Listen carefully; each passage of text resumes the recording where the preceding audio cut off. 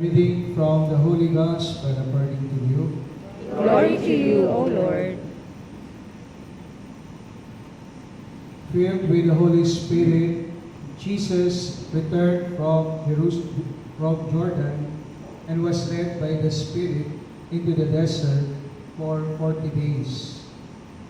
There he was tempted by the devil. He ate nothing during those days, and when they were over, he was hungry. The devil said to him, "If you are the Son of God, command this stone to become bread." Jesus answered him, "It is written, one does not live on bread alone." Then he took him up and showed him all the kingdoms of the world in a single instant. The devil said to him, "I shall give to you all this power and glory, for it has been handed over to me, and I may give it to you whoever I wish. All this will be yours if you worship me."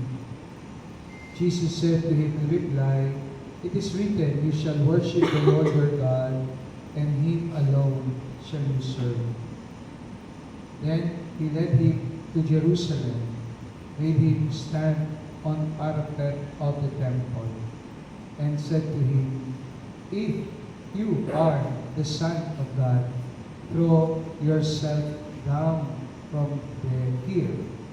For it is written, He will command His angels concerning you to guard you, and with their hands they will support you, lest you dash your foot against a stone." Jesus said to him in reply, "It also says, you shall not put the Lord your God to the test." Then the devil had finished every temptation, he departed from him from a time. My sisters and brothers, the Gospel of the Lord. Praise to you, Lord Jesus Christ. Magandang gabi po sa inyong lahat. Magandang gabi po, Padre. And again, we continue our reflections, our prayers, especially on this first Sunday of Lent. And part of our activities, of course, is to celebrate the Eucharist and to anticipate the liturgy for tomorrow. I know that every first Sunday of Lent, it is a good introduction to our observance of this holy season, that we hear our Lord Jesus when was led by the Spirit into the desert for 40 days to be tempted by the devil. It sounds as if the Spirit Himself puts Jesus in harm's way. Kasi sinabi, He was filled with the Holy Spirit, and then He was led to the desert and was tempted. So we can entertain some thoughts about the question, why would God allow us, or even His Son, to be tempted?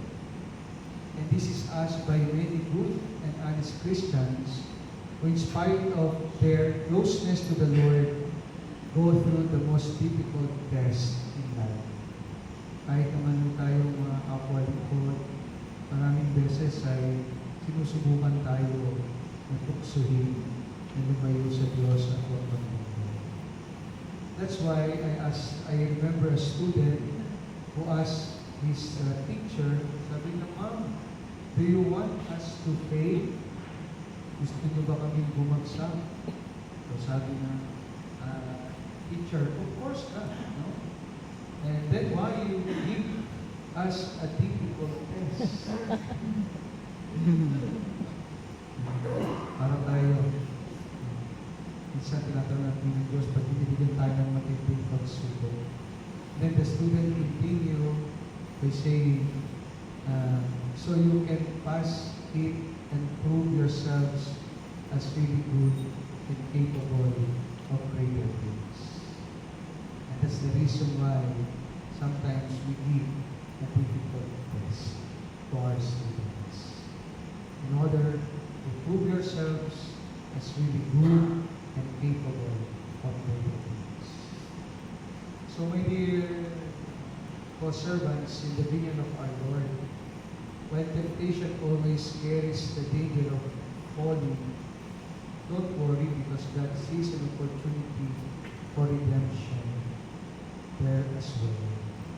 When temptation is met as a test of character, a test of will, a test of commitment, a test of the spirit, then we could come out of it a better servant, a better friend, and a better person of Jesus. Because no great person on earth is spared from being tempted. In fact, it might even be a prerequisite for a truly heroic life. Think of Abraham, Moses, Job, Joseph, and Mary, and many saints, including Saint Vincent de Paul.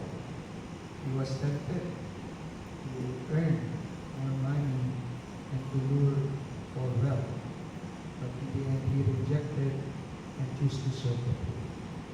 So God makes no exceptions, even His own Son. So when Jesus was tempted, tested in every way, and still won over them, it puts Him among the ranks of great patriarchs, prophets, and heroes of the Old Testament.